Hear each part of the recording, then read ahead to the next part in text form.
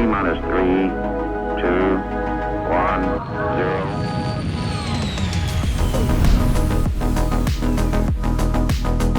Hello, my friends, and welcome to the Launch Sequence Podcast. We got another week for you.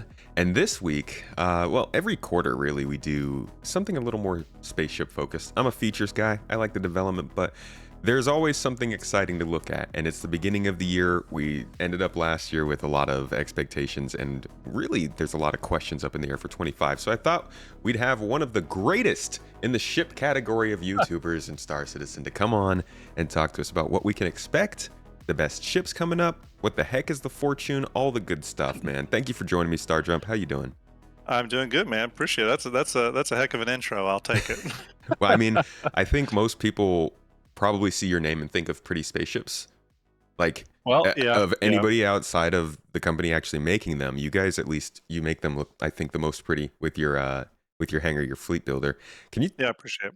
actually talk a little bit about that? Sorry, I haven't given you any chance to introduce yourself. I'm Sure. doing it all. No, no, that's a great intro. I appreciate it. Yeah, no. So obviously, a lot of people know us from Star Jump Fleet Viewer, and also Hanger Link. They're kind of two separate systems on the same website.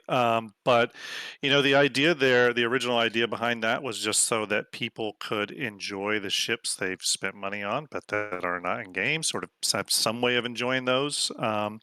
Until they actually are in everyone's hands. And then obviously it started as a small project and it's blown up pretty big now. I mean, we get millions of unique hits every month, and it's been very successful.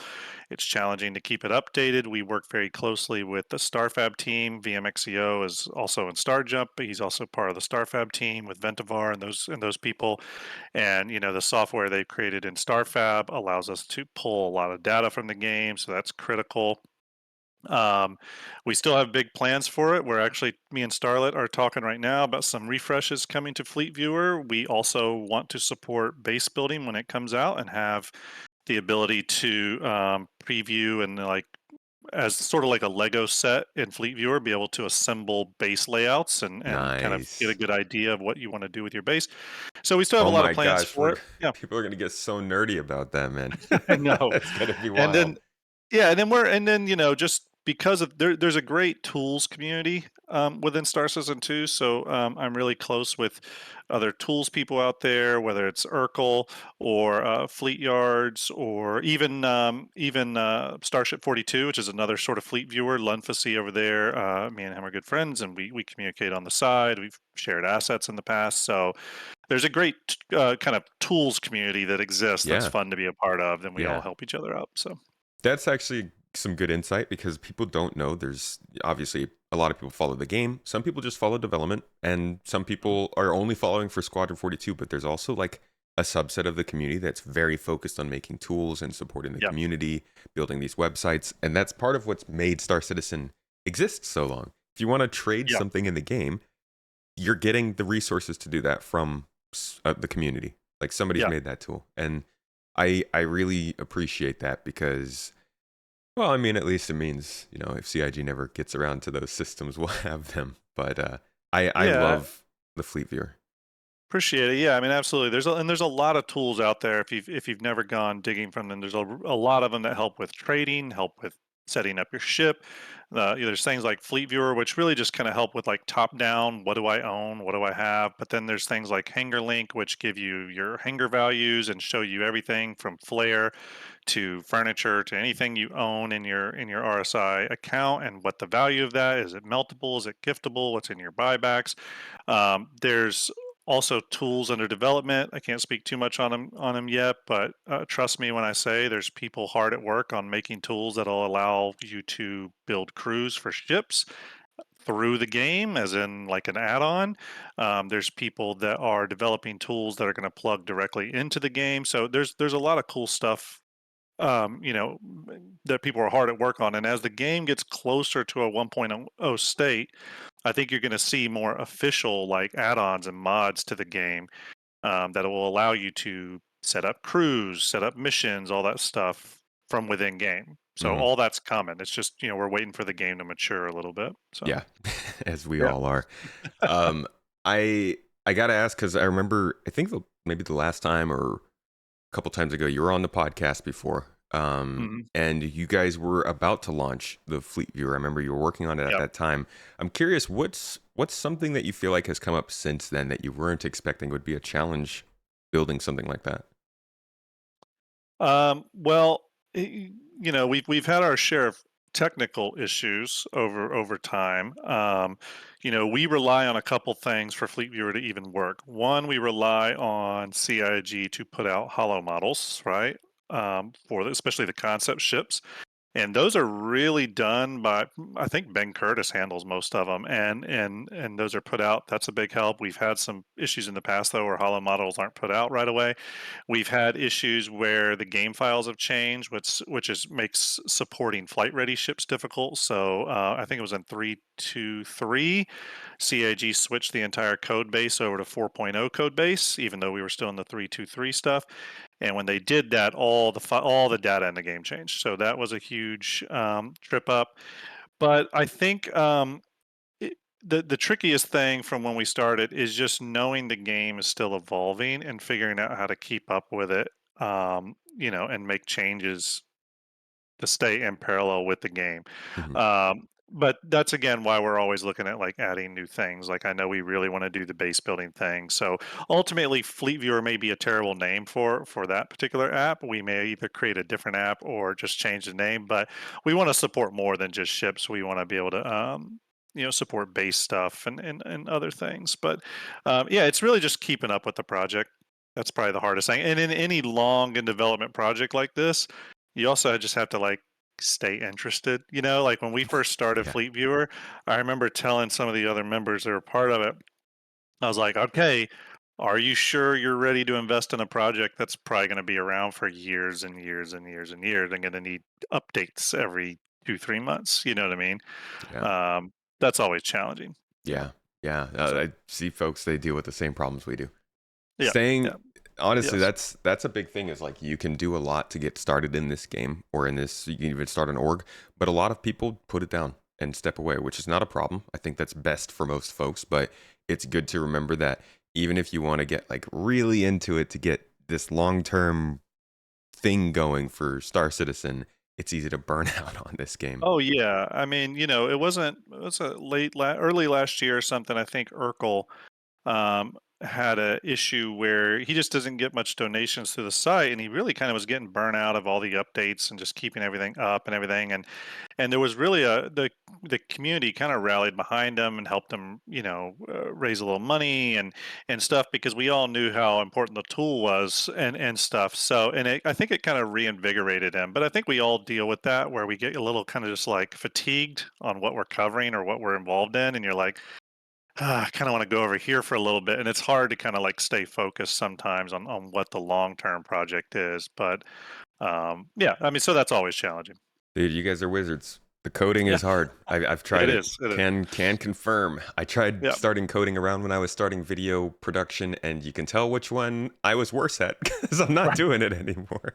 It is. Um, It's challenging. yeah. All right. So thank you so much for telling us a little bit about the Yeah. tools and the setup and what you guys are doing. Let's get to the exciting bits. The Cool. first bit that I really want to talk about is the ship that everybody's talking about. It's been kind of in the files. People have been looking and talking about it for a little while. It's now Yeah. looking more and more like it's going to be a thing. CIG's kind of teasing it a little bit here and there. The MISC Hmm. Fortune is the going name. And a Hmm. lot of people are curious kind of what's the point of this ship? And I'd love to hear your thoughts as somebody who I know is probably looking quite deeply into it. Yeah, I'm very curious about this ship. I'm also salvage is kind of my current gameplay loop. Eventually, it will be like crafting and building and stuff like that. But right now, it is salvage. I really enjoy salvage. So any new salvage ship I'm interested in. I mean, obviously, we think it's a salvage ship based off some code strings that leaked out in the past. Actually, leaked out over almost 7 months ago at this point. So there's been this the Fortune reminds me a lot of the Guardian. It's a ship that everyone's sort of known about for a kind of a long time now. Yes. Um, so the real question is, I think at this point, is what kind of salvage ship it is. I think we're pretty confident it is a salvage ship, though.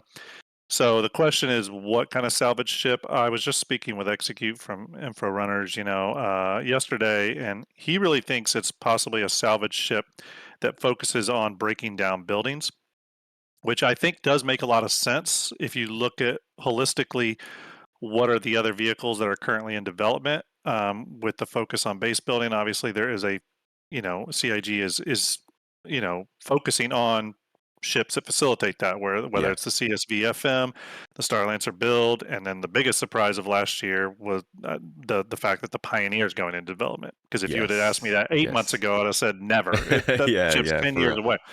But I think that focus does lean towards, okay, hey, we have these ships that build bases. What do we have to take bases down, right? So I could see it playing into that.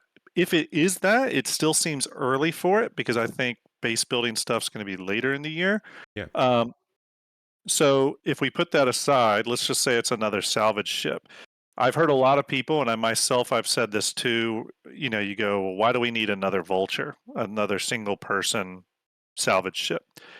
And then I got to thinking, look, we have a lot of combat ships that run in parallel. There's a lot of light fighters, there's a lot of heavy fighters, and that's been the focus for a while. If they truly are going to start focusing on industrial ships, which we kind of heard they were to some degree, then there's no reason we can't have parallels in industrial ships as well. Like, why couldn't there be two single person salvage ships? Why won't will there be a competitor to the Reclaimer? Will there be, so we have a lot of like overlap in the combat arena, but we don't have a lot of overlap in the industrial area. So maybe that's what we're about to see, and the MISC Fortune will be sort of the first that does that. Yeah. So that's And kind of where I'm leaning. I think it's going to be just a single person salvage ship, that does things a little differently than the Vulture, right? So the mhm, Vulture's advantage is that it keeps its RMC internal protected. This one will be that it's external, but it's easy to unload. You know what I yeah. mean? So I think there's just going to be trade offs, but I think it's going to be a single person salvage ship. Yeah. I agree. There's no point in us not having diversity and choice when it comes Yeah. to industrial ships, science ships, combat ships. We've seen it already. I do think there's something to be said about, well, like maybe working on another, instead of working on another industrial ship that matches something we already have, work on like a single seat refueler or something, right? That Yeah. that might introduce something new. But there are some angles that they could use to make this expand salvage a little bit. I am curious as to whether they will try to update the gameplay at all with the introduction of this ship, hmm or if this is hmm just something they're trying to maybe say you can do the same thing differently, which I do appreciate. Well, and we do know we don't have all of salvage yet. There's parts Yeah. of the gameplay loop we are missing. We're still missing siphoning, I think is what Hmm. is the last time that they referred to it. I think they were calling it siphoning. Not that that won't change. Yeah. We're still missing that. I do think, and this is something I've talked to a lot of people about, pretty confident that this ship, it was an onboarding task by new ship team artists. I think that goes without saying. I think almost any variant at this day and at this point is a onboarding task. And so that's what I think this was, um, which isn't a bad thing. I think that's great. A Do you great way think to bring new artists up to speed. they'll call this a variant of the Prospector? I think they're going to treat it as a completely different ship. I think Okay. it's just going to use large portions of the Prospector. Yeah. Um, but at least that's what I'm thinking, but I'm not really sure. I think though that it would be nice if this had some sort of ability to, for example, do siphoning, and maybe siphoning will come in with this. Yeah. We do know that they'd like to bring ships in with gameplay now. I just don't know if that kind of ethos applies to onboarding ships, which I definitely think this is. Um, and I look to things like the Tracker and Ghost, for example. Um, I think they were always going to obviously update to the Mark II Hornets, but obviously those two ships were onboarding ships, or at least I believe they were. And we don't have to have like the advanced scanning gameplay in for them to release the tracker. You know what I Yeah. mean? They're just going Yeah. to release it. I think that's what this is. I think it'll ultimately just be a slightly different version of the Vulture. Now, I think it'll have a few. It could have a couple negatives though. So it might be smaller and it might be cheaper, but I think it also has maybe it only has one salvage beam. You know what I mean? Yeah. So we'll have to see what those trade-offs are. But Yeah. yeah, that's where I'm leaning. I would like it to be something a little bit more unique and interesting. I just don't know. I, I just doubt CIG is gonna do that for this ship. I doubt it. There's also I think it's the going to be what it is. there's also that we're still salvaging for profit, and I think when you're getting into Yeah. these lower caliber ships, these lower capacity ships, it they become a lot more enticing when we're not doing that. And this might be the kind Yeah. of ship that if it is meant to be like the Vulture, but it's salvaging less or going at a smaller rate, it might just not be very interesting until people are like, okay, well, I would like to salvage other materials for base building rather than just CMC and RMC and selling it. So it might be Yeah. that kind of thing that even if it's not, it might, maybe it's not even coming out soon and we're just seeing a lot of it, but it might be the kind of thing that doesn't have its good, real second wave until the gameplay comes in. Exactly. And who knows? It could be something like, well, maybe it only has one salvage beam, so its throughput is less, but maybe it has some sort of onboard refinery system too that can also refine RMC or break RMC down into further smaller components. You know what I mean? Like maybe it has like a one thing that the Vulture doesn't have in regards to that.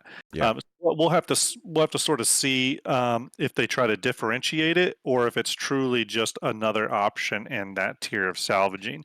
Um, I don't believe we have that for mining though. So again, very interesting what they're going to do, or if we're going to see sort of an expansion of options in different tiers for industrial ships. So for example, right now, if you want to mine and you want to do single person mining, it's the prospector. There's no Yeah. other option for you, Yeah. despite if you don't like MISC or not. Where, again, going back to the combat thing, if you like light fighters, there's a lot of options to choose from. So I would like to see them build out the options. Personally, I would like those options not just to be manufacturer based, but I'd like them to be a little bit feature based too, where maybe the Vulture has one little thing it can do over the MISC Fortune, the MISC Fortune has one little thing it can do over the Vulture, but they're not like game breaking things where like you have to choose the MISC Fortune, just Yeah. small little quality of life things that are a little different. For example, if the MISC Fortune does in fact carry its RMC and all that on the exterior, which is what it looks like based off the leaked or the sneak peek images,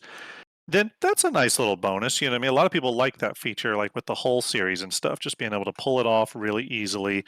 So we'll see. It'll just sort of depend on how CIG markets this. But I do think the way in which they market this ship when it is finally revealed and sold to us will tell us a little bit about their plans for industrial ships moving forward. Hmm. Personally, I think that plan is going to be diversification. They want us to have more options. So This will definitely be a ship that you can tell is built for salvage, as opposed to the other salvaging ships. It's just what happens every time with CIG. They build the yeah, ships, they bring in the gameplay, it's good. They see how the gameplay works, and then you see another ship come out in that yep, gameplay, and it's made perfectly for what they built. yeah, and that's a great point. And I think because of that, there's some reasoning to think that like this could be like the better salvage ship because it is Yeah. built for this. We'll have to see. Um, The Vulture, I love the Vulture. It's one of my favorite ships. There are parts of it though that I've always felt a little clumsy to me. You know what I mean? The Even ladder. just like exactly the ladder. Gosh. You know what I mean? So there's just some things that have changed. You could tell that when both the Reclaimer and the Vulture were concepted, they were concepted with the sort of original idea behind munching in line. Where it was less of a vacuum cleaner sucking up particles and more Yep. of like your munching physical 3D mesh objects that are out floating in space in front of you. Yeah. So, a lot's changed. A lot's changed. Yeah. This ship, it feels a little bit like the Firebird, the Terrapin Medic, the C8R. Feels like Yep. that kind of ship that they can build, and you know for a fact that while they're building this, they're probably bringing the Prospector up to gold standard. Yeah, that's a great point. I think that well, and we know that I can't remember if this was a public comment or if ship dev members mentioned this privately. I can't remember, but it's been stated and it's pretty known at this point that they are starting to focus on Drake and MISC ships. They've all but made that clear. So I think we're going to see the prospector brought up to gold standard. I think we could see the whole B move into production, or possibly the Expanse, The depending on if Expanse, we need that, refinery man. gameplay. Yeah. Yeah, I I'm actually surprised the Expanse has been put into development yet. The only reason I think that possibly it has not is I think the Expanse will launch alongside crafting. because I think we'll need refinery or like refinement gameplay is going to factor into crafting because it's all going to be about um, the sub materials you get from stuff and the quality level at which they've been refined at, right? Yeah. So I could see the expanse coming along with crafting, which I still think tier 0 crafting is this year, so maybe the expanse will come. Maybe the expanse will come. See, now I think that's actually a pretty good sign of some of the changing design in the game. Yep. In when they first introduced the expanse, you could tell it was a part of the game that was going to be an interesting bit, but it was definitely a closer to reality kind of less complex thing than what they seem to be making it now. They got to that Yep. crafting and they realized they could build refining into it, and I think that delayed the refining gameplay a bit because it Yep. was probably 3 or 4 years ago they were talking about having refining ships in development. I think it was on the Yeah. progress tracker. Um, and it was this sort of understanding, I think, that people were like, okay, Pyro's going to be all about refueling and getting Mhm. things and refining them and working independently. And then base building crafting came in and kind of said, okay, we're going to put refining off to the side and we'll work on that when it comes back around. So I think you're 100% on with the crafting angle. Yeah, I think that was well stated. For example, I think the Expanse will probably have a small onboard crafting station in the ship, like a small one. You know what I mean? Okay, To like yeah. do FPS weapons and stuff. It wouldn't Fuses. surprise me if they did that. Fuses, Yeah. things like that. I think that's going to be sort of a standard thing to have in ships like that. Um, it wouldn't surprise me, for example, if even the Carrack, that little 3D printer thing that's in the maintenance room, if they turn that into a crafting station or whatever, I think we're going to start seeing that idea of input and output sort of proliferate into multiple ships. I think the Expanse is a really interesting one, though, in just that it will be our first refinery. We do have ships that have refineries on board, but this will be the Hmm. first dedicated one. And I think they were, I mean, again, I'm speculating here, but I think they were, waiting on um, uh, not only refining gameplay and crafting gameplay, but also waiting on resource management. That's the other thing is a lot of the systems that I think are going to drive crafting originate from resource management because CIG originally talked about back when Todd Pappy talked about base building. I'm on a little bit of a tangent here, but he talked about this idea of input and output, right? Hmm. So you're putting things in to whether it's a base or a crafting station or whatever, a refinement, you're putting things in, you're getting things out, right? And what you put in or what you get out is slightly different than what you put in. And I think the whole kind of gameplay loop of Star Citizen is going to work around that kind of ethos from like a very high level, and it'll be interesting to see how that affects ships like the Expanse. I mean, if they are in fact focusing on MISC ships, I think it's too early for them to deal with the whole E and D personally, even though Oh I do yeah. own a whole D. I think we're still a little bit from that, so I think they could pause on that. So then you have to look at, well, what other MISC ships are available for them to do, and it really is the Expanse and the Odyssey at that point. And the Expanse, honestly, is probably the most important of those ships to do, Yeah. in my opinion. Um, so Do you think that's something we might see this year? You said it would come along crafting. Do you think let's say like good case scenario, I don't know if it's best case, but let's be a yeah, little crazy. I haven't done any of this year yet. Um, let's say base building crafting are coming in our September October patch, right? yeah. We get one more after that to kind of knock it or nail it down and make it good for the rest of the year in December. But let's say it comes in that like end of Q3 time period. hmm Do you think we could see the expanse by the end of the year if that were the case? Yes, I think so. I think it's Hmm. possible. Yeah, I do. Um, I forget who was the concept artist for the Expanse. Maybe it was Gavin Rothery, but I could be wrong on that. Probably. Probably. But some of those artists really build out those ships from a concept mesh standpoint, like really build them out pretty detailed. I know Gavin's one of those, and I think that sometimes does have a play into a little bit on like how quickly it is for them to move that ship through the production process. So I think it's very possible. I mean, it's the ship team has grown pretty enormously from all the information I've got. Yeah. So I think it would be possible. The Expanse is not a very big ship. It doesn't have a lot going on in terms of like it doesn't have like any unique functionality inside of it beyond the refining gameplay that like would be a roadblocker for it. You know what I mean? It's not like Yeah. it has some doesn't have an internal tram system or anything like that like some of the other monster ships do. It's also a So the lot Expanse I think is smaller. pretty simple, a lot smaller. I Yeah. think they could bang that out for refinery gameplay. I think, and I do think if we're getting crafting, refining gameplay is going to come with it. So I I think hope it has to. I hope that's the case. I know they've Yeah. talked a little bit in the past about how their refining gameplay that we have at the space stations. This is probably before, again, they went back and sort of refactored how refining would work, but they talked about how we would do basically kind of the same thing that they do at the space stations, but it'd be more Yep. hands-on and obviously a lot faster. So I'm interested in Yep. seeing how they take what they've done with space stations and do that with ships, or if they're going to completely redo the refining we see from stations. Like there's a lot of Yep. ways that refining could move from here. Oh yeah, 100%. And I think it's going to come down to a lot of that stuff that was talked about in the crafting panel at CitizenCon, which was the quality of materials, the different types of materials. So I think quality is going to be everything. You know what I mean? And Hmm. not only creating materials to build things with, but creating materials to enhance things that have already been built. Right. Yeah. So, for example, they've talked a lot about how you're going to be able to craft ships at certain tiers, right? You can craft a level 1 ship or level 2 ship or whatever.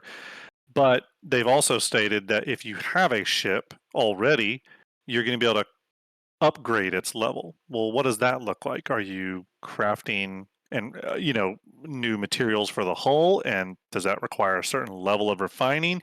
Well, maybe to do that level of refining, you have to find some special refinery blueprint Hmm. that requires you to do some subset of missions. So again, I think it'll work all like that. But I do think there's going to be levels of refinement that we haven't seen yet. We're currently right now we just see the functioning refining Just click a button operation. and it does But the we thing. don't have any of those kind of like rarity things in there from blueprints. We don't have any sort of that skill-based stuff yet. It's just Yeah. like put There's no the item in, gameplay. hit refine. There's no Yeah. gameplay. It's just Yeah. a function. So Um, yeah, that's gonna need to go through quite a bit of yeah, work, I like think.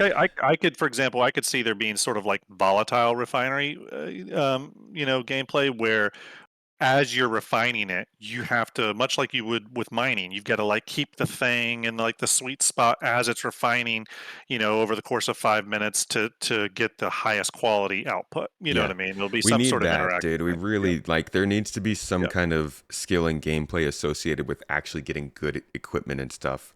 Yeah. I'm very hopeful that when they do these upgrades, as you apply the upgrades, they make sense. For like if you are applying an upgrade to something that has a specific material that is actually known for being strong, like titanium or something, I hope Yeah. that would literally change the armor rating instead of saying, oh, well, you changed this, so now it's, I don't know, some random statistic has gone up. Like, I really hope that Oh, yeah. what we focus on refining, mining, finding, crafting, the way we do it actually changes the characteristics of the items, not just the fact that they have stats. And I would think it would if everything we've been hearing about everything systemic, you know what I mean? If that's Yeah, true, yeah.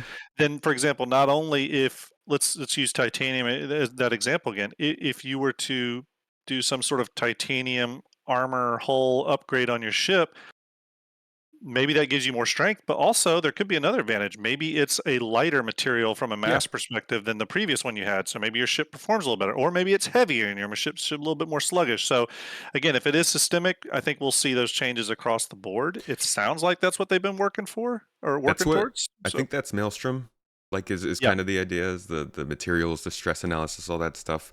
It's Hmm. just a matter of how deep it goes, how consistent it is. Because Yeah. it'd be cool to be able to send people out and say, "Hey, we're gonna mine for this because we need to do this to our ships." Yeah. I have to Um, say, Maelstrom's still one of the biggest surprises from what was it? last year's CitizenCon or the year before 23, that? I forget. Yeah, 2023. 23. Yeah. Yeah. Still one of the biggest surprises. I'm still a little like every now and then I go, "Wow, are we really getting that kind of system in Star Citizen?" But I Yeah. guess we are. I think yeah, that's it's slowly taken over the mantle of are you really gonna do that? It used to Yeah, be Quantum for me, the yeah. simulation. Now it's the Maelstrom system. We'll Maelstrom, see. yeah.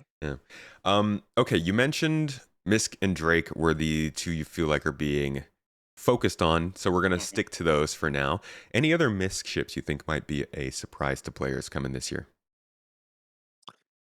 Uh, you know, they've definitely got their hands full with what they're building. I think the ones that make the most sense right now are the Expanse and the Hull B.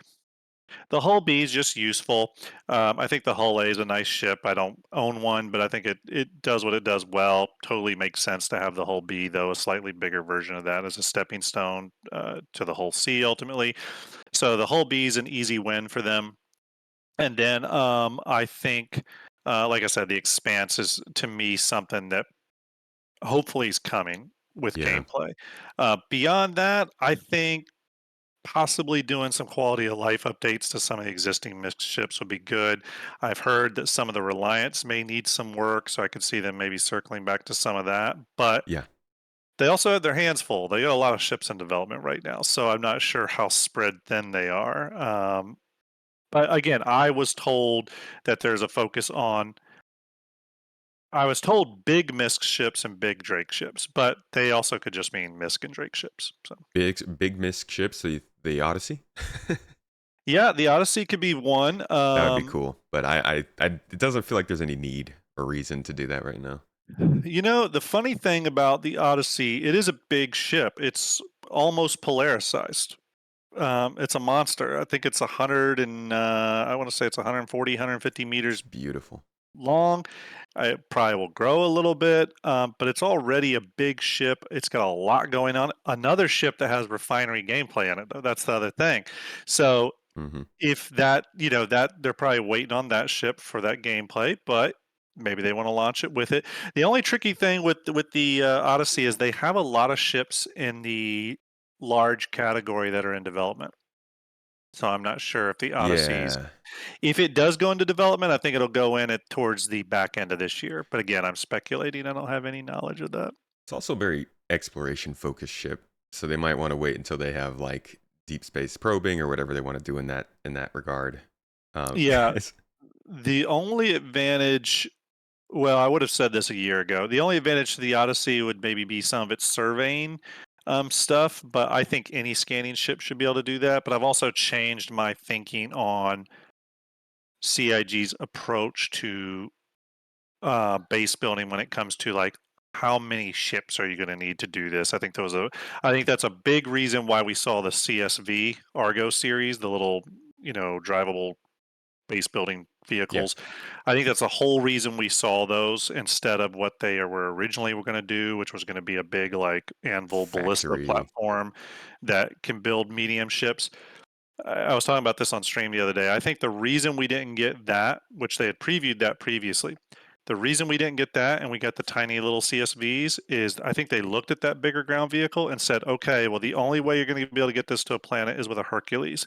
So right away, you've now made it to where medium bases require a $200 ground vehicle and a $400 Hercules.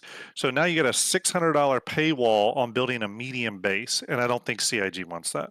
Yeah, So I think the CSVs were made smaller and more compact. You can put them in a cutlass now. So by doing that, in effect, you've made base building now have a smaller paywall for a medium base, right? I think I think so. For example, with the Odyssey, I remember a lot of people saying, "Oh, you're gonna be able to survey planets and find the best place to build a base." The only issue is the Odyssey is a very expensive ship, and I don't think CIG wants to lock it behind, like finding the best look. I think any scanning ship's going to be able to do that. Whether well, it's a Terrapin or a Cutter Scout or whatever. yeah, So, I think they should just make the Odyssey maybe better at it. If you no, I can absolutely, yeah, scan like a I don't know, a 10-kilometer squared surface on an area of a yep, planet with the Terrapin, you can go up higher with the absolutely. with the And Odyssey and do it. so with that, I just don't think there's a burning need for the Odyssey. Oh yeah, right now. yeah, I think it's actually one of the best looking MISC ships they've ever agreed. designed. Yep, that So ship made the Star Lancer look better, I think. yeah, and I think, but here's what I do think. See, it's hard to know sometimes how CIG does this because what I've seen in the past is sometimes when they focus on a manufacturer, they may just, let's say with MISC, let's say they just do the Prospector or the MISC Fortune. Maybe they gold standard the Prospector. Hmm. Maybe they pump out the Expanse. But in the background, what the ship concept team does is they'll go back and reconcept ships and get them ready for production at some point in the future. And that can sometimes be a big deal, and we don't really get exposed to that, unfortunately, because they don't really talk about the reconceptings. Even when they did that to the Polaris, they held off showing it for a long time until people were practically begging Jared to ask them to show it to us. Well, look what But happened with the 600. well, exactly. And so I could definitely see while they're focusing on MISC, maybe they go back and do a full reconcept of the Endeavor or something like that. I could see that happening, or do a reconcept of the Hull D and Hull E because those have got to be brought up now. Those are using the old Hull series design aesthetics, which are no longer in play. Yeah, So there's actually quite a few ships that MISC needs to be completely reconcepted.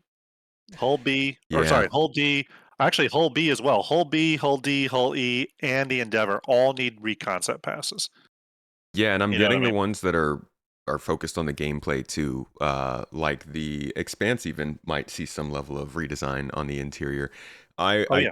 I would imagine they might focus more and more on drones to do some of the more complex stuff like refueling and rearming and repairing and stuff. Well, that's a great point, honestly, the whole drone thing. If base building's coming, we know drones are coming in some fashion, right? Because Yeah, base building uses drones. We haven't heard anything about them, but I can guarantee you if drones are coming online to some degree, we're going to start seeing ships that facilitate drones in yeah. some way. Oh yeah, Yeah. So, yeah. Speaking of drones, actually, one of the MISC ships we didn't talk about was the Star Lancer build. That's probably a good yeah. guarantee that that's coming this year. I mean, if anything, that will be the ship they release with the base building update, right? Yeah, so I was thinking that. What I think may happen now, though, is it really depends on how crazy CIG wants to go with the hey, let's test base building phase of Star Citizen's development. Either they'll go and just put in small and medium bases first, which would be the hover trolley and the CSV FM. Hmm. Maybe they start there and say, okay, build small and medium bases. Let's test the concept. Let's make sure this works. If they do that, then what I think would happen is that the Starlancer build would go on where you could at least purchase it when that comes out, even though it's not flight ready yet, maybe. Um, However, who knows? CIG may go crazy and just say, you know what, we're going to test base building all the way up to large bases. So small, medium, large. They won't do extra large. That's already been confirmed. But small, medium, large, and we're going to see how this goes. Yeah, Um, a little scary, but you never know. that it doesn't sound like CIG. I am It gonna doesn't sound like assume that we're CIG, gonna but get this in bites and pieces, but who yeah. knows? So if that's the case, though, I would see the Starlancer build going on pre-order, and then we're still waiting for the ship a little bit. I do think we'll get the TAC this year, though. I definitely Okay. think we'll get the TAC this year. Yeah, the TAC's a cool ship. I actually Yeah. wasn't really interested in it when it was first announced, but looking more at it, besides the drop seats, I think that's a really, really good ship for like a 4 to 5 person crew just running missions Oh here and yeah. there. Yeah. Yeah. Yeah. Starlancer series, I love. I think they knocked it out of the park with that. Really enjoy that ship. All right. So that's Yeah. Drake. Oops, sorry. Let's talk about, or sorry, that was MISC. Now Yep. let's talk about Drake. What is the most exciting ship you see might possibly be coming out this year, and why is it the Drake Ironclad? Well, Drake's my favorite manufacturer. I'm a big Drake fan for those that don't know already. I actually have a Kraken Captain mug somewhere around here. Um, yeah, the Ironclad we're definitely getting this year, and I think we're getting it sooner rather than later. CIG's confirmed that it's in active development right now, meaning, in their original preview video that they showed, they were very specific in that they said these ships are going into production within the next 12 months. Hmm. So not completed, but going Yeah. into production. But they also specifically said the Ironclad was in production now.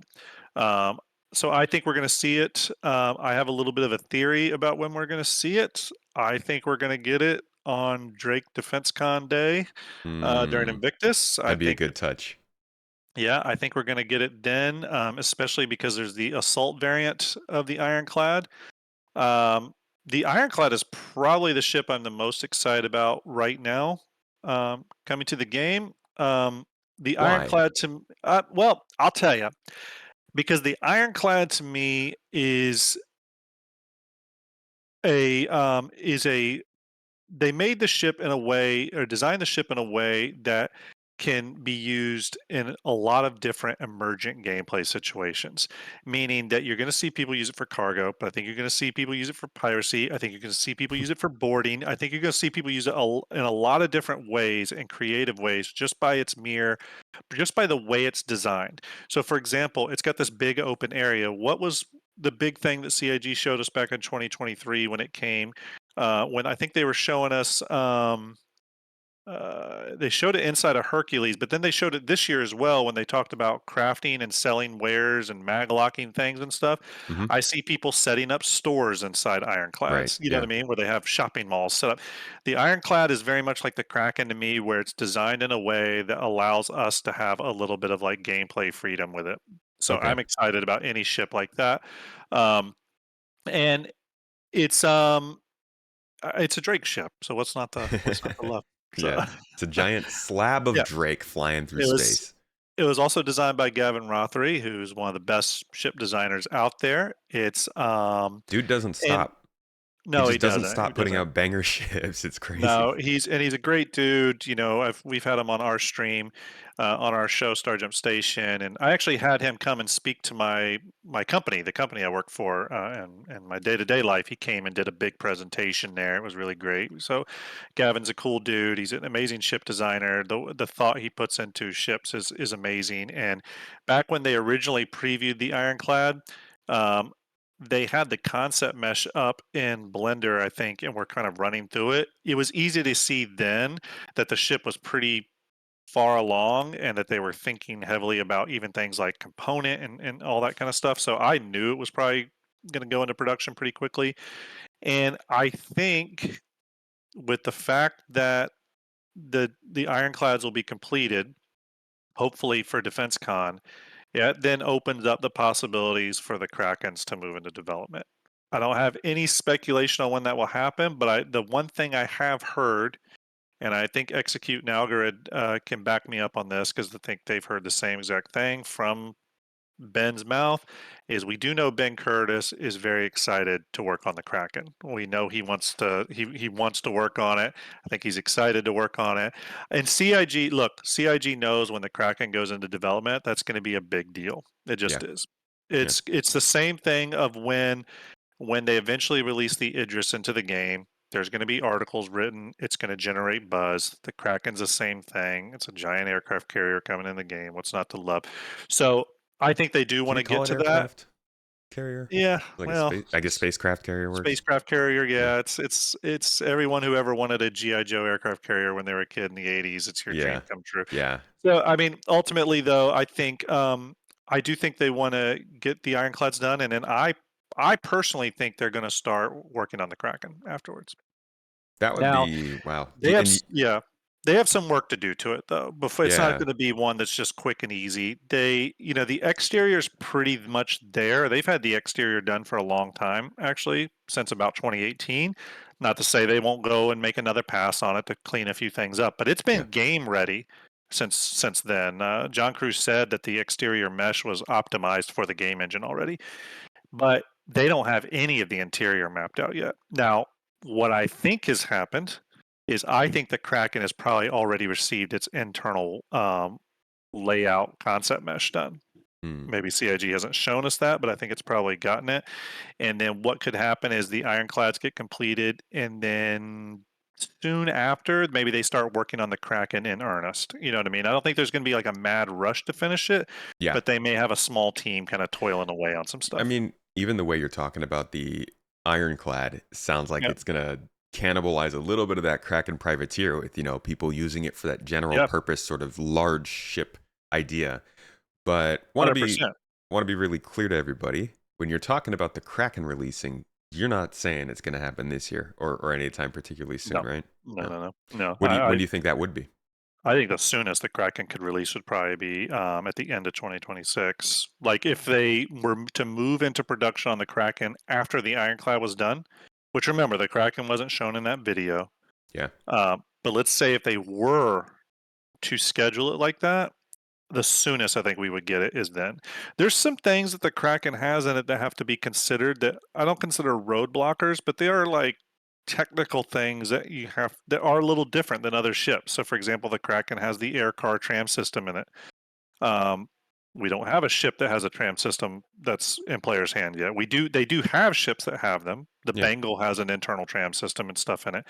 But so they got to figure that out. We're supposed to have the ability to repair, rearm, and refuel ships inside the Kraken. Does that functionality need to be built into ships before we can do it? So I don't know. I still think the like end of 2026 though is as soon as we've seen it. Well, the soonest we'll see it. Yeah. Yeah, I could Yeah, see that. I yeah, hope for that at least.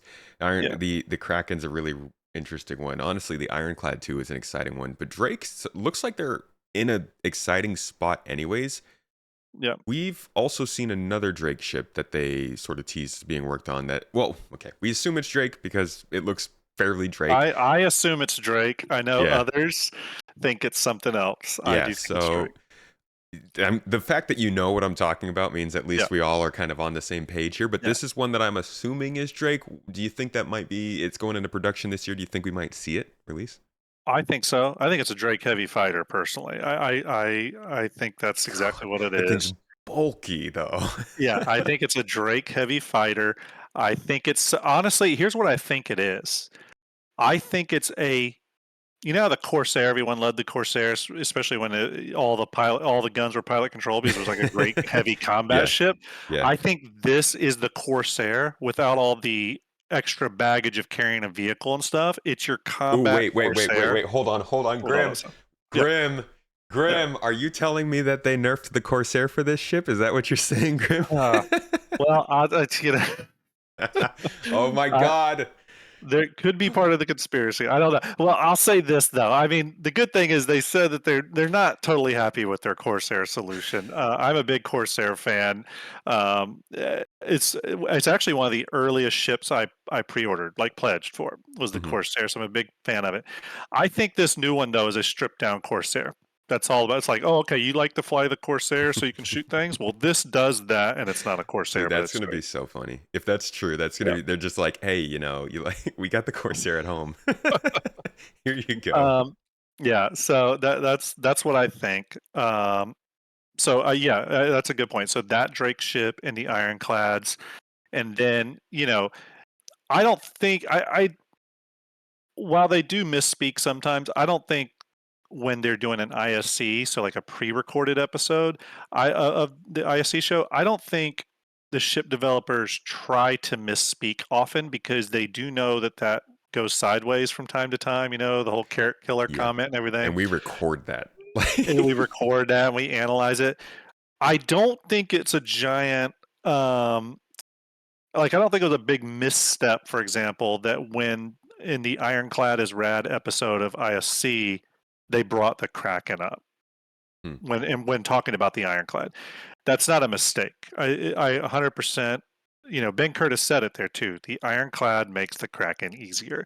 I think the entire point behind the ship is to get the Kraken into development. So I Yeah. really see those ships as sharing a lot of parts and pieces. So I really don't think you can talk about one without the other. I've inspected the Ironclad model now like a million times. There are parts and pieces on the Ironclad that are lifts from the Kraken. They're like straight lifts. So They're also kind of doing, I don't want to read too much into it because I think they had the yeah, Kraken like out at Lorville in 2019 or something. Like yeah, you said, they had the exterior ready, but they've also been kind of teasing the Kraken a little bit in the same way they used to do with the Polaris. Like they know yeah, people want it. They know it's kind of in people's midterm expectations. So they're starting yeah. to put it in more places to get people like, oh, what's that? Oh, that's pretty cool. Yeah, and you see the Kraken a lot, and CIG knows how big of a deal that ship is. This is why they put it in lots of ship commercials too. It was in the Scorpius commercial. It's been in other commercials. It's been in the background of Jax McCleary videos. I mean, partially that's because they have a great exterior model for it. They have a cinematic ready, game optimized model for it. But it's also because they know it's an eye catcher. You know what I mean? And look, even if you don't own one, I look at this with all big ships in Star Citizen. This is one part of the fascination with them. And I would really include any ship that's like 100 meters and up. Okay. So not even Kraken level. Let's like Perseus level and up, right? 100 Hmm. meters and up. Even as a player who doesn't own any of those ships, let's just say you have your Crusader Intrepid or your Prospector. There is still something cool about flying to an outpost on some moon where you're going to drop something off in the freight elevator, and when you fly up to it, you see a hammerhead sitting there, or a Starfarer, or a Polaris, or something. Even though you don't own it, there's a little bit of a magical moment where you're like, "Holy hell, look at that thing!" You know what I mean? Yeah. I'll never forget when I first started playing Star Citizen. I think I was flying in my Cutlass, and I was literally flying to an outpost, whatever, on some Daymar or something. And when I came in, there was a Starfarer there. I had never seen one in game yet. I'd seen it, but not in game, like flying around just randomly. And it was a cool moment. I remember being like, "Wow, that's a crazy big ship." You know, you just, even though I didn't own it, I had no intention of owning it. There's still a little bit of a magic moment when you see that. You know what I mean? And so there's I think the big monster ships is still an appealing thing for Star Citizen players or potential players, even Hmm. if those players don't own them and never intend to own them. Yeah. Yeah. Yeah. Well, Same thing one as of when you see a giant space station or with that first time you fly from orbit to planetary surface for the first time. It's just one of those magic moments. That's all it yeah, is. one of So, the best parts of Star Citizen for me that sets it apart from every single other sci-fi game I've ever played. And there's a lot of other sci-fi games have had stuff that Star Citizen has, but one of the things yeah. that always gets me is when I used to go and play Halo or Mass Hmm. Effect or any of these games that my audience is probably really tired of hearing me say because I have like 3 games that I refer to all the time.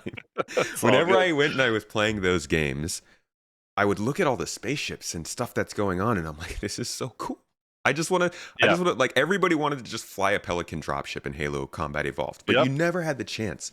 And I love that in Star Citizen, not only are these ships that we're getting to fly for ourselves, we're having parties on them, we're thinking about all the stats and all these things and ways we can use them. Every single one of these is like a mission set piece and Oh, yeah. something that can be used in an Yep. event as a derelict or an FPS mission or an investigation area. And it's Hmm. so cool to know that I'm going to be running missions and I'm going to go on board and I'm going to land on this ship that maybe in Halo I would have done and been like, okay, this is cool. I'll figure out the hallways. But I get on this Yeah. ship in Star Citizen and I'm like, I know this place. Yeah. I know exactly where these things are. Absolutely, yeah. I mean, they truly are first-person levels. They're game worlds. Yeah. Even though they're ships, they're practically game worlds. And you know, there's some there's there. Look, you can kind of compare it to like No Man's Sky a little bit, where you're never going to you could play that game your entire life. You're never going to visit the billions upon billions upon billions of planets they say are in the game, right? Yeah. It's just you knowing that they are there that makes it special, right? I think that's the same thing with like big monster capital ships in Star Citizen. You don't have to own them or play them or even really interact with them, but knowing that they're out there can still be like a crazy fun thing for that one moment you're going to randomly come across one when you're out in your little prospector or something. Hmm. There's Yeah. something interesting about that. And you know, and I would say the same thing about bases in the future. You know what I mean? There's going to be an interesting moment when you're just flying across a planet and then you come around a ridge and someone's built a sprawling manufacturing center there. Even if you have no intention of landing there or checking it out, you're going to be glad it's there, Yeah. right? It's the So atmosphere. it's a symbiotic thing, you know, and I think, and that's what I think gets people excited about big ships like the Kraken, and I would include even ships like the Ironclad and any big ship like that. And it's also what gets us excited about NPCs possibly flying ships around finally. Yeah, yeah, I really hope that's exactly. something we start seeing this year. I do too. Getting that like more air traffic, you Yeah. know, air and Yeah. space traffic, I think would be great. All right. So that's Misk and Drake for the most part. Maybe we Yeah. missed a spot here or there. Um, but now I would like to turn to let's see, who else is possibly going to have it. Are there any other companies you think might have some good ships coming out this year? Consolidated Outland is my Hmm. guess. Okay. If they are in development on the Pioneer, which I hope they're sticking to that. As a matter of fact, that's the only big ship that I think is a guarantee is under development because I think there's gameplay reasons for it. But if the Pioneer is under development, they've definitely got to build out the Consolidated Outland lineup a little bit. And I think almost anytime they build out a big ship, we get smaller ones just because they're building assets. So I think we'll get a Consolidated Outland ship in that in those blue silhouettes from the CitizenCon video or whatever. One of the Mm, ships I'm pretty certain is a Consolidated Outland ship. yeah. The one Don't know what Execute's role it would very play. excited about. Yeah, yeah, I Yeah. think he's pretty excited about too. There's some clues in the mesh that look Consolidated Outland, so I think that's one that we could see. I think Okay. that's one we could see. Yeah. Going back to when they were introducing the Pioneer, I remember I think it was Owen Batchelor Jr., who was Hmm. on camera talking about their ideas behind CNOU and their style. And Yeah. they talked about how they wanted their larger ships to basically look like moving space stations. Yeah. And ever since that's stuck in my head so thoroughly, ever since then, I've been so excited to see if they can come up with a consolidated Outland, like Carrack sized general purpose ship Yeah. and what it would look like coming from them. Yeah. I mean, I personally could see I would love to see a ship around that size, so somewhere between 100 and 120 meters, which I call just like that's like a bigger large ship. Hmm. It's the large Yeah, ships. large. Um, I would I would love to see a ship from Consolidated Outland that is a support ship for industrial stuff. So, for example, it can carry a good amount of cargo. It has the ability maybe to do some refining on board, not the best, but some.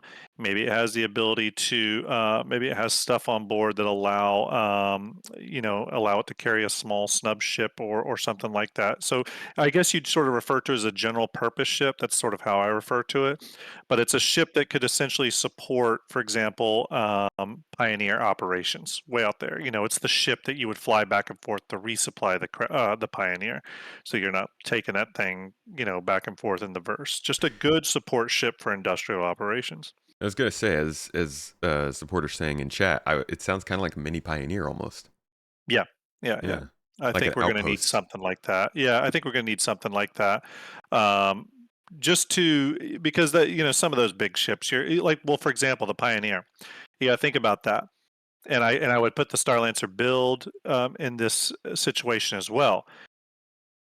And I don't know if we've gotten confirmation on this. Maybe chat can correct me if I'm wrong. I could misspeak on this. But when we land the Pioneer somewhere and we deploy those extra large drones and we say, okay, build XYZ, we already know the drones go out, they build for a short bit, and then they have to go back to the Pioneer or the Starlancer build and they refuel their construction materials. Yeah. We know this because CIG said this in regards to the Starlancer build, that when the drones land on it, they don't go all the way back in the hangar, they land on the refueling arm that sticks out from the bottom. Hmm.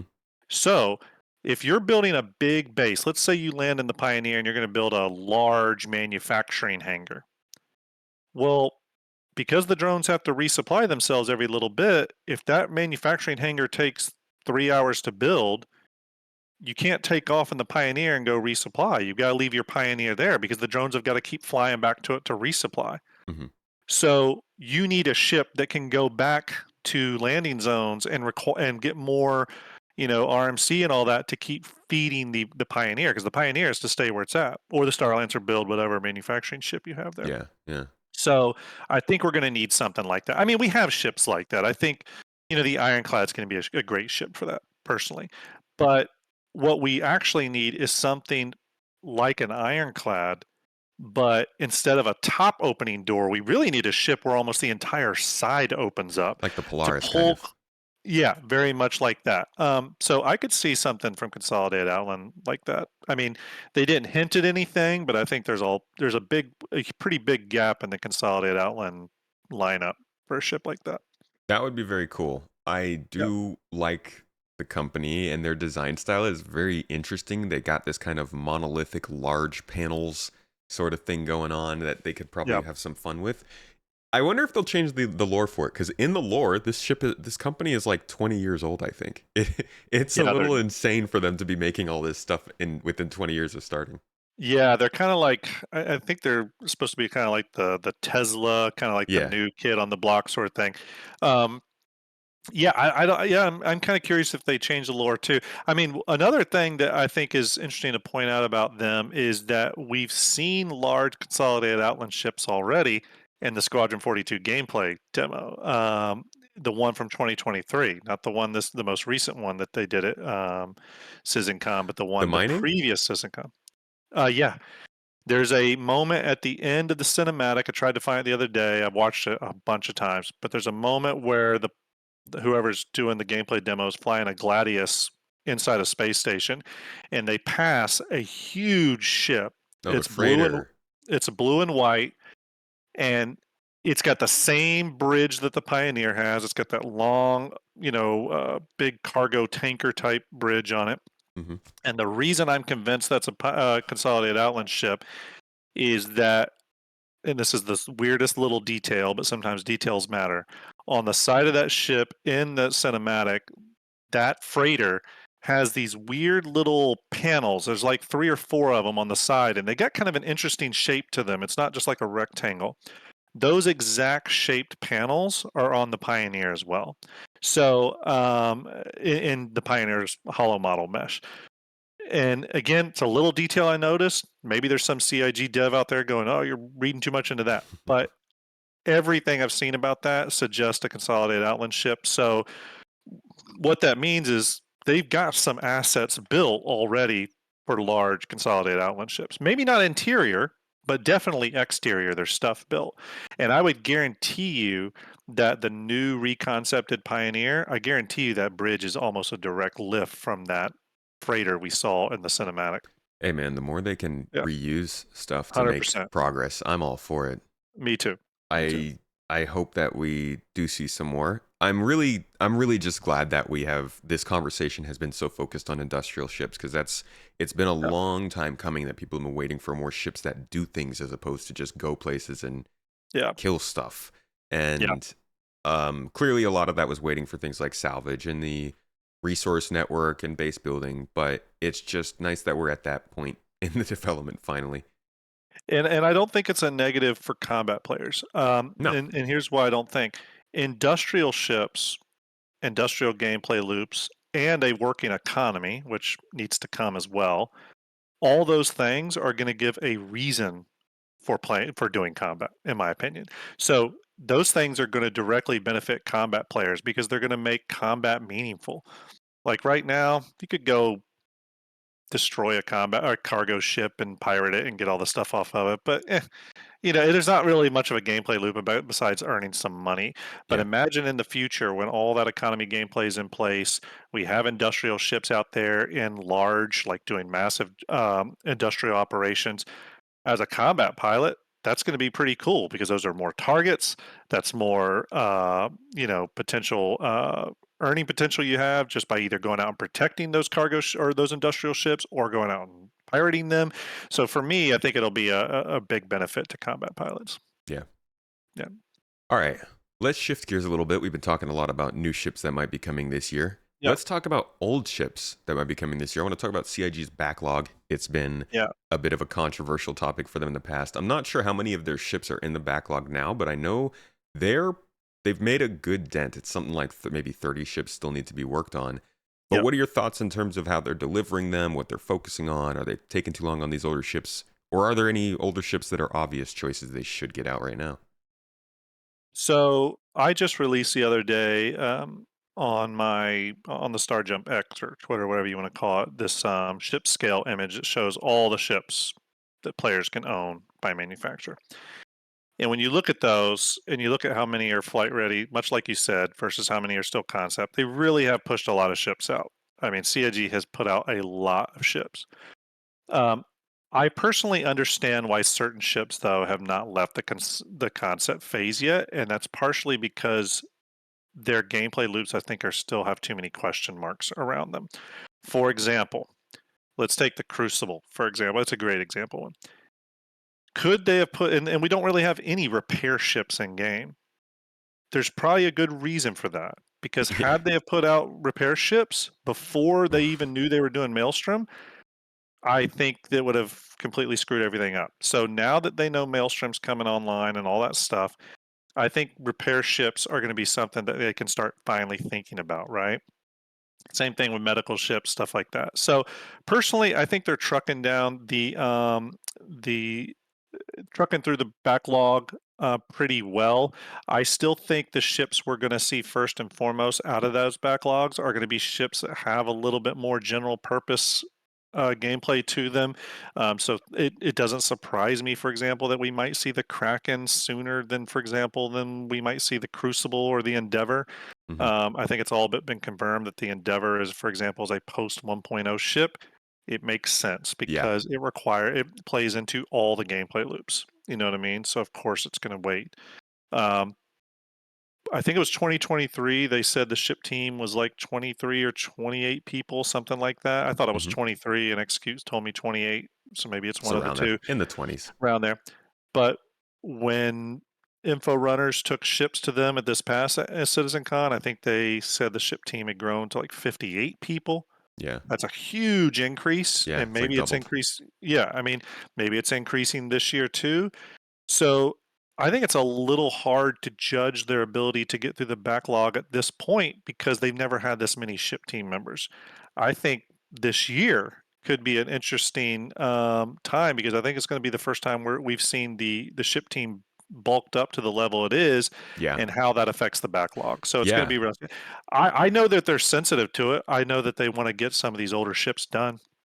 Um, from the ship team members I've talked to, I know, for example, that they do want to get on the Banner Merchantman. They really want to get that thing done. God, what a Believe me, they freaking get sore they get spot. tired of hearing about it too. They Yeah. want to get it done, but they want to do it in a smart way and a right way, and they're trying to be efficient. And I think that's a smart thing. I'd rather them be efficient than not efficient. So It's going to be exciting to see what happens with a year like you said, where they have a full team that is clearly advanced and working together. They've never had what they have now in yeah, terms of ship production. So this year yeah, will probably be a little bit unprecedented. I think it Um, will be. Yeah, yeah. do you And I think? think and I think they were already sort of going into that new structure last year. So it's very possible that this year could be the year where we see actual like output from those changes.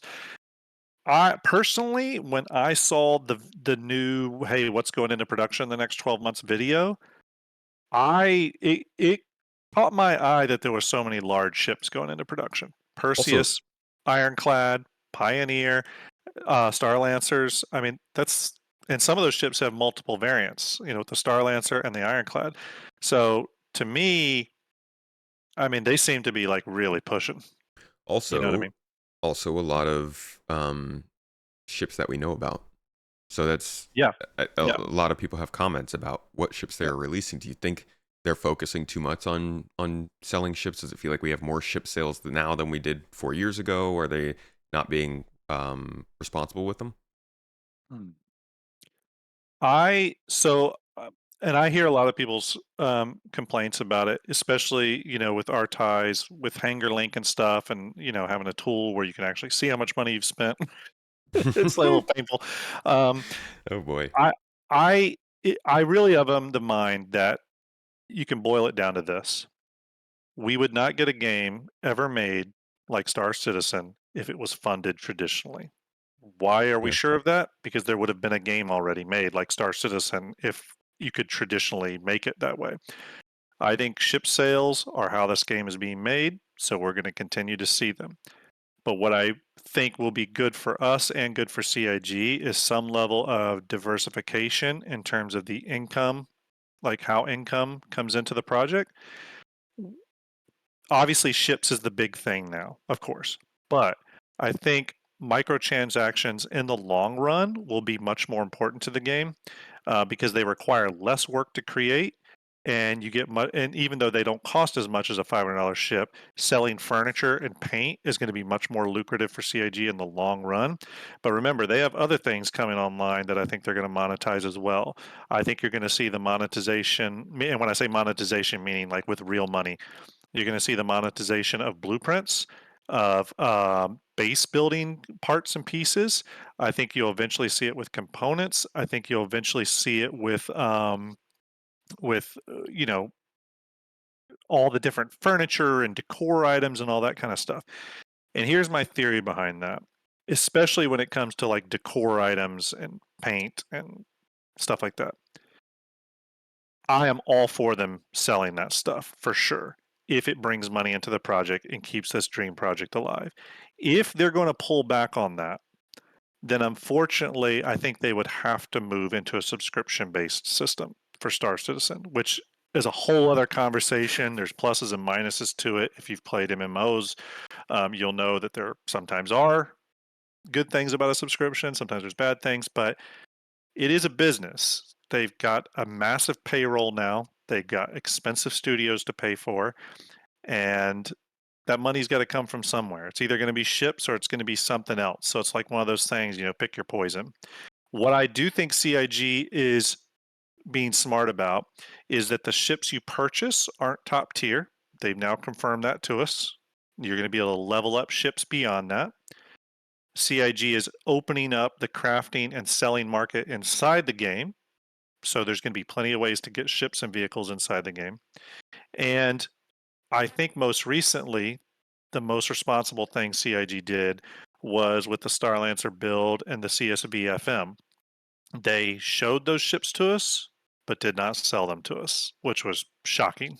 That was actually the biggest surprise What's from wrong with you, CitizenCon to me. CIG? You're drunk. Go I know. home. I remember literally looking online, going, "Well, why can't I buy the Starlancer build? What's going on? What's going on?" And I remember CIG. messaging people going, "Am I blind here? Why can't I buy this ship?" But I think that was really smart with them. I think that was the first instance we've had, and I'm speculating here. Maybe there's someone at CIG's like, no, there's a completely different reason. But to me, this was the first instance of CIG saying, "Hey, we could sell this right now and make money," because they could have. They could have sold the Starlancer build for sure and made a ton of money. Hell yeah. But they said, "Let's wait. Let's make sure we're totally scoped out on this ship and we understand what it's going to do, what its limitations are." And before they got too ahead of themselves and just put it up for pre-order. So we'll see, but I think that was the first little bit of like responsible selling that CIG did, where they I held hope off on on those two vehicles. I hope that's the case. Do you And we think have to that? just hope, yeah. Yeah, yeah. I ask that because a lot of people will say, "Oh, they're trying to do too many ships," and then you tell them, "Well, they're delivering the ships that they said that they were, had already sold," and they say, "Well, Hmm. they're not. There's still too many of those. The focus is on the concept." And I realize that there Yep. are different feelings about this. There's stop selling ships Right. altogether. There's stop selling concepts and only sell old ships. There's stop selling straight to flyables, even though those aren't concepts. They are still distracting from old ships. And then there's some people who are like, keep adding ships as long as they make sense. Yep. And I think that's it's kind of where they are. They're splitting the difference. Obviously, they have to make money, but there are some obvious choices, in my opinion, that might show up soon. We've got the Mhm. RSI Apollo showing up in that video from last Yep. year. The Vulcan makes good use of drones, which are coming up, and I think that's Yep. one of the ships I'm most hopeful for. That would The really Vulcan. change Yeah. the way this game works to have the Vulcan Yeah. fully functional. Yeah. I think I'm excited for the Vulcan too. It's kind of a funny looking little ship, but I love it. Hmm. It's very industrial focused. I've done some videos on it before. Um, it it may be that we have to wait till they circle back around to Aegis for that. There are Yeah. some Aegis ships that need to be completed, and there's some. The Aegis is also the developer probably most need of updates out of all the manufacturers. Yeah, because they got the For most example, ships. they got the most ships, and they got some of the older ships in the lineup. So the Reclaimer definitely needs a rework, like bad, bad, bad. I actually Hmm. wish they would almost prioritize that over some of the other stuff they're doing. But the Nautilus, the Vulcan, and stuff like that. Um, yeah, I think the Apollo, again, it's only natural they're doing that because they're on RSI right now. And I think the Apollo is going to borrow very heavily from the Zeus. And same thing with the Perseus. We already know it's going to borrow heavily from the Polaris, probably with a few changes, but it's going to borrow heavily from the Polaris, and that's smart to do. As a matter of fact, I do think the Perseus we're going to get at Invictus, by the way. That's my At theory. Invictus. Yeah. If not, if it doesn't go flight ready, I think we're gonna get the exterior for sure on the show See, floor. I've heard that theory before. I That's know, going to and be a and big drop. I think the big kind of like lore thing there is I think Drake is going to try to one up RSI's Perseus by selling the Ironclad on Dude, DefenseCon. That's my funny thing. wow. Hold on, can they hire you for marketing? I'm telling you, I'm available. That is, I think the Perseus is going to be a kind of a stealthy big drop. It's not super Yeah, common just because it's not very flashy. The Polaris is more yeah, it's expensive popular, too. but the Yeah. Perseus is a really good package. I mean, you got a Oh yeah, great. hammerhead size ship that doesn't require hammerhead size crew. Yep. And it's expensive, so I don't think you're going to see a ton of them. That's To true. me, the Hammerhead and the Perseus are two of the most, or the Hammerhead, Perseus, and Nautilus to me are the three most overpriced ships at the game for what you're getting. But that being said, Wait, I do think we're going to get the Perseus sooner. I think the Perseus and the Ironclad, I think they're in active development right now. yeah. Yeah. Yeah, I could see the Perseus definitely. And you mentioned the Ironclad already is. Yeah. It's the What perfect is it? ship I for Invictus, too. think it's the A2 or the M2 is also pretty overpriced. Oh, yeah, the A2, way Yeah, overpriced. yeah. I mean, for the bomb, Well, but they're overpriced, but now we're starting to see where other ships are falling out. The Polaris at 975. We're definitely going to see the Pioneer go from 1,000 to, I think the Pioneer is going to go to like 1,400 or something. yikes. We're going to see these ships adjust across the board, so it's going to be a little scary. Oof. Um, you know, Also in the backlog, not sure if there are any yeah. other ships. Are there any other ships you think that they should obviously be getting done from the backlog? Um, I think I think they're targeting the right ones right now. To be honest with you, I think the Perseus and Kraken are definitely ships that could get done. The Perseus we know is coming. Kraken I think makes sense because it has less like blockers. The big one I think from the backlog though that had they not have said that it's going into production, I would have said, well, you should probably start thinking about it. Is the Pioneer, and they are putting it. I mean, it's in production. We know that. Hmm. Um, and the reason that one makes the most sense from the backlog is that the gameplay's coming. All the other ships, we don't have any news about when that gameplay's coming. Crucible, don't have anything. Genesis Starliner, we don't have anything. The Hull series, the D and E, I just don't think we need to move 20,000 and 98,000 of SCU respectively Yeah. right now. No. Um, what other ships from the backlog? The Endeavor relies on too many gameplay loops. We Yeah, I mean talked it's about the Expanse. the Liberator could be one that could be Yeah. moved into production. The Liberator and the Odyssey. I think those ships are usable now and useful. They would be useful to people. They don't have any like dire need right now, but they could be useful. I think the Liberator actually could be very useful, not only for jump towns and stuff like that, but the Liberator could also be very useful for like Atmo esports events and stuff like Yeah. that. Yeah, that's true. Yeah. Ground vehicles, the G12, I don't think there's any reason for that not to be in the game. I'm shocked it hasn't been released already. I thought it was going to be Yeah. last year. So, It makes sense too because it's actually unique. It is a yeah. cyclone-sized vehicle with breathable atmosphere, which we don't have.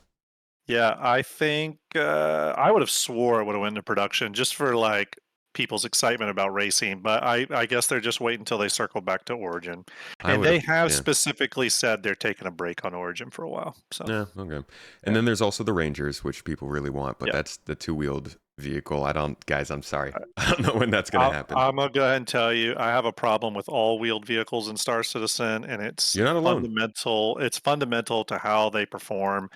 Um, I personally think CIG needs to put upward facing maneuvering thrusters on vehicles to give them traction. They're too floaty, they're not fun. So there Yeah, it is. I said it.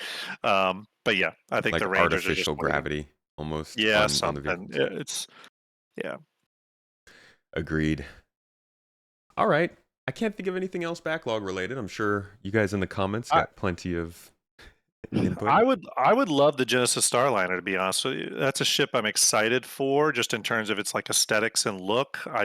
I guess we're a ways off from any sort of passenger gameplay Yeah. stuff. Yeah. It looked like that was kind of becoming a thing. I think two Citizen Cons ago, they showed us a passenger Yeah. transport mission, but clearly they are they're going by gameplay and they're taking it in chunks, and it shows kind of that they're working through this better, in my opinion. Like the Hmm. way that they're releasing and talking about features and ships now is so much better than like 3 or 4 years ago. Yeah. um Yeah. so I like that, but it does seem like passenger transport's on the back burner. Yeah. Um, Galaxy and Arastra are two ships that I Ah, think could come right. anytime if they wanted to. But again, both of those ships have refinery gameplay tied to them. So it's again yet more ships that have refinery game. Like when refinery gameplay comes, ship-based refinery gameplay, it really unlocks quite a few ships. You know, the Yeah. Expanse, the Galaxy, the Odyssey, the Arastra, all that. And So that's the crazy part is base building and crafting are tied to this refining. They're tied mhm, to, well, crafting, of course. They're tied to material resource quality. They're tied to yeah, repair possibilities. They're tied to us being able to scan and find, like base building and crafting. It's like you said before the podcast, are they have turned them into the linchpin of the game. And yeah. they're really going to change a lot of this gameplay around.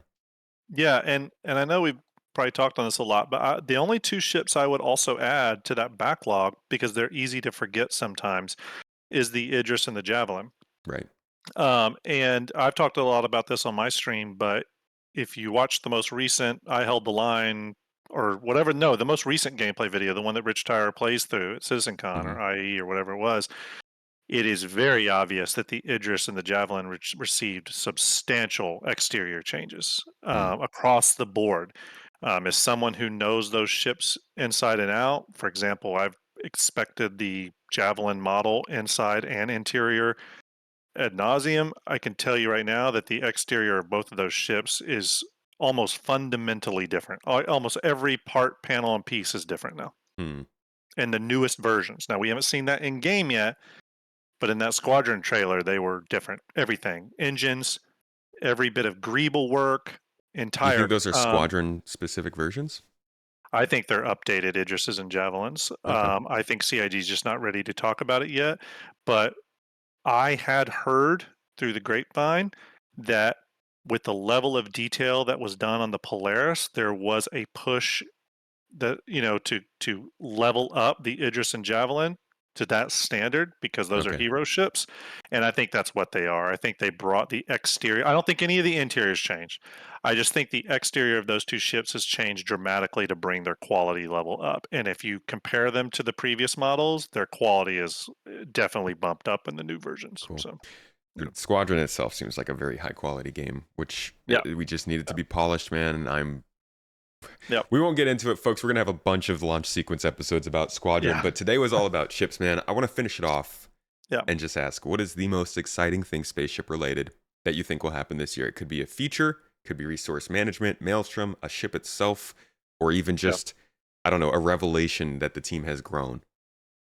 To me, it's resource management for sure. And the reason is that not only um, will it bring will it bring our ships to life, but it's not just affecting new ships. It's going to affect and change ships that people have had in their hands for a while. So, for example, if you own a Carrack or or a Reclaim or something that's been out for a while, resource management is going to fundamentally change those ships and really kind of reinvigor them with life and excitement. I mean, if you own one of those old ships and it's just kind of become stale, when resource management comes out, those ships are going to take on whole new personalities. You know what I mean?